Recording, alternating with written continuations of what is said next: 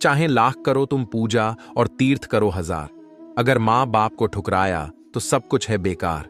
जरा सोचिए दोस्तों, अगर एक माँ अपने बेटे के लिए पूरी दुनिया छोड़ सकती है तो एक बेटा अपनी माँ के लिए क्यों नहीं?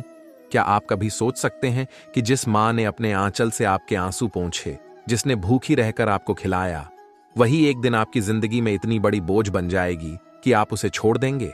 क्या वाकई इस दुनिया में माँ की ममता का कोई मोल नहीं? दोस्तों, अगर आप भी मानते हैं कि कोई भी माँ इस दुनिया में अकेले रहने के लिए नहीं बनी तो इस वीडियो को लाइक करें और चैनल को सब्सक्राइब जरूर करें।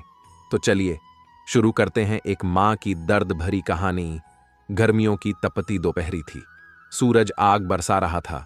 सड़कों पर तेज गर्म हवा चल रही थी और लोग जल्दी जल्दी अपने ठिकानों की ओर बढ़ रहे थे। एक व्यस्त सड़क के किनारे एक छोटी सी चाय की दुकान थी, जहां एक पुरानी लकड़ी की बेंच पड़ी थी।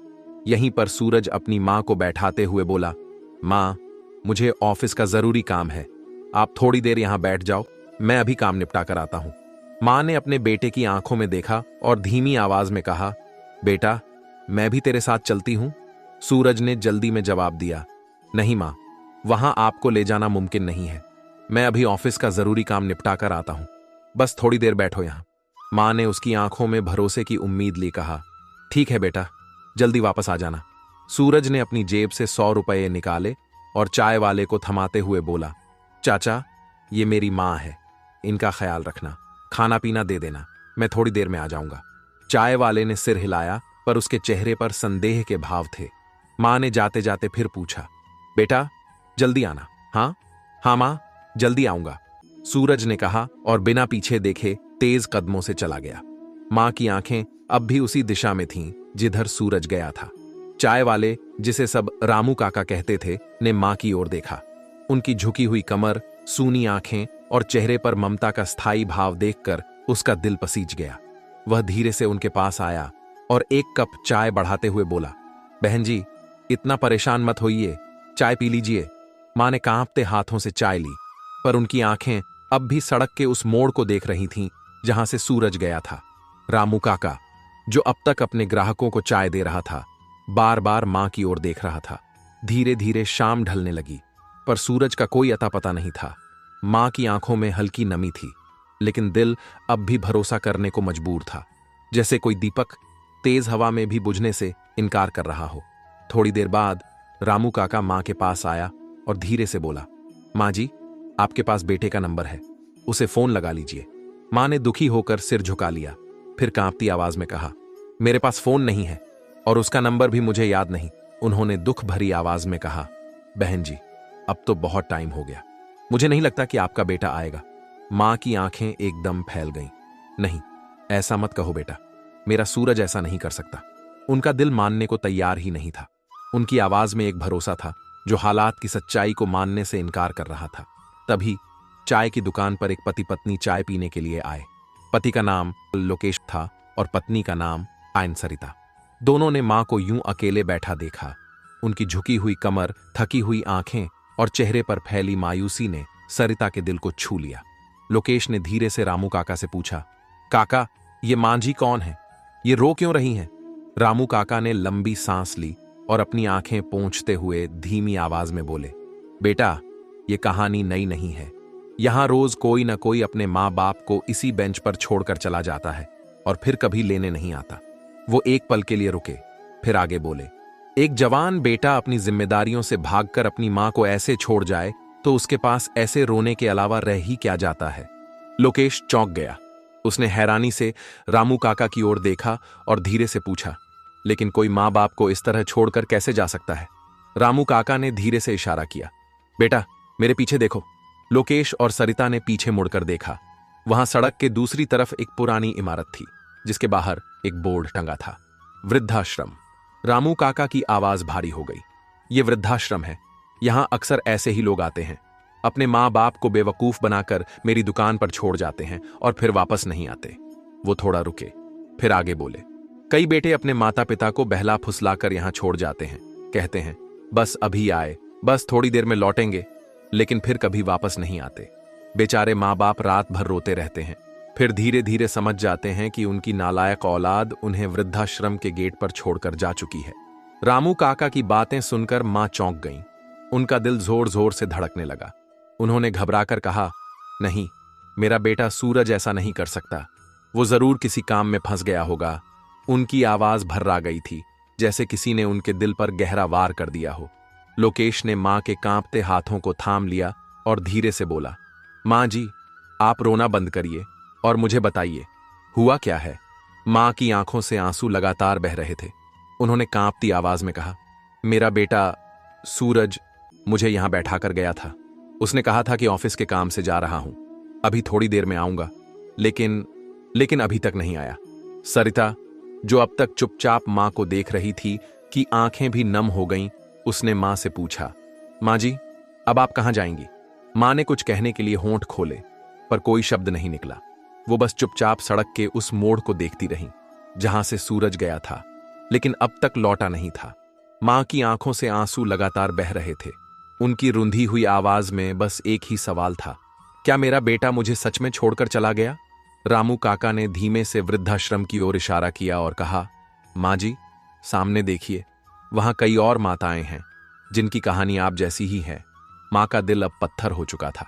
उन्होंने आकाश की ओर देखा और कांपती आवाज में बोली, हे भगवान, अगर मैं सच में बोझ थी तो तू मुझे पहले ही उठा लेता। उनकी आंखों से आंसू बहते जा रहे थे। उनका शरीर कांप रहा था। मेरा बेटा मुझे मरने के लिए यहां छोड़ गया। अब मैं कहां जाऊं, अब मैं क्या करूं। लोकेश और सरिता की आंखें भी नम हो गईं। ये सब देखकर उनके दिल में एक अजीब सी टीस उठी। सरिता ने मां की ओर प्यार से देखा और धीमे स्वर में कहा, मां जी, अगर आप चाहें तो हमारे साथ रह सकती हैं। वैसे भी लोकेश की मां के जाने के बाद हमें उनकी कमी बहुत महसूस होती है। मां जी, हम मानते हैं कि हम आपके असली बच्चे नहीं हैं, लेकिन मां जी, हम आपका बहुत ध्यान रखेंगे, आपको हमेशा खुश रखेंगे और किसी भी चीज की कोई कमी नहीं आने देंगे। मां ने गहरी सांस ली। उनकी आंखों में अब भी दर्द था, लेकिन पहली बार किसी ने उन्हें सहारा दिया था। मां की आंखों में सवाल थे। उन्होंने कांपती आवाज में पूछा, बेटा, क्या सच में। लोकेश ने कहा, हां मां, अब से आप हमारे साथ रहेंगी और हम आपको कभी अकेला नहीं छोड़ेंगे। मां की आंखों में पहली बार सुकून की एक हल्की झलक दिखाई दी। वो कुछ नहीं बोली, बस धीरे से लोकेश के सिर पर हाथ फेर दिया।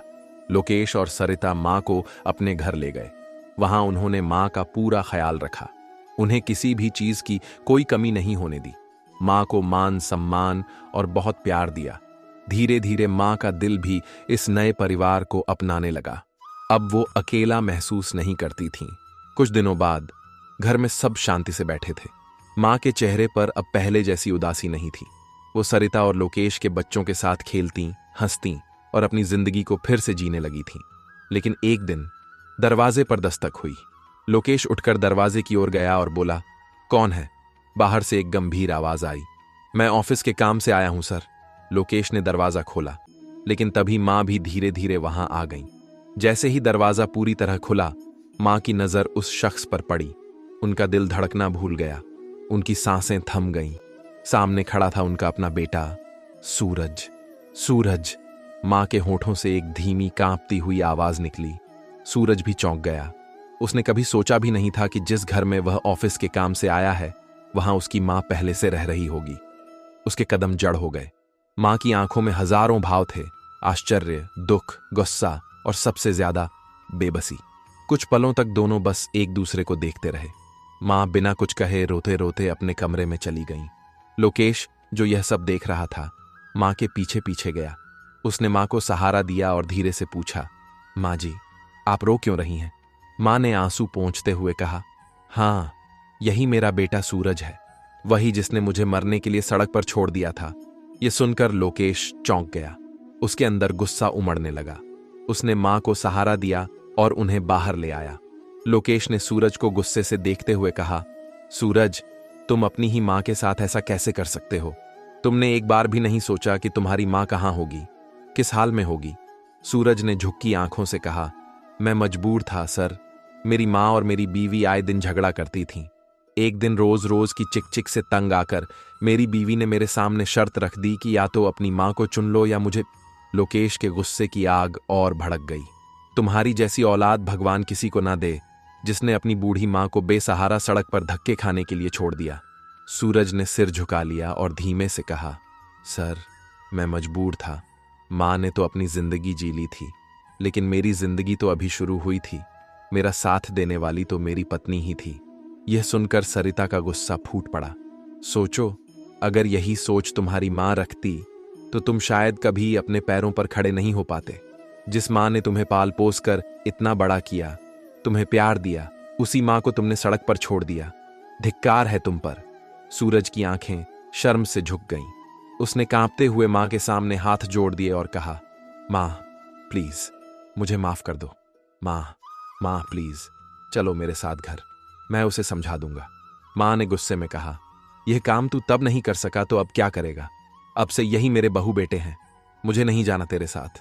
लोकेश, इसे बोल दो चला जाए यहां से, मुझे इसकी शक्ल भी नहीं देखनी। लोकेश ने गुस्से में सूरज की ओर देखा और सख्त आवाज में कहा, सुना नहीं माँ ने क्या कहा? निकल जा यहां से। और हां, कल से काम पर आने की कोई जरूरत नहीं है। सूरज की आंखों में आंसू थे, लेकिन अब कुछ भी बदल नहीं सकता था। माँ ने उसे हमेशा के लिए ठुकरा दिया था और इस बार वो सच में अनाथ हो गया था।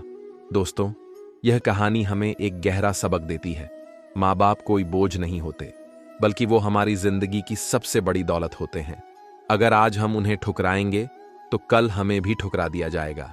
जिस तरह एक पेड़ अपनी जड़ों के बिना खड़ा नहीं रह सकता, उसी तरह हम अपने माता पिता के बिना अधूरे हैं। उनका साथ और आशीर्वाद हमारी सबसे बड़ी ताकत है।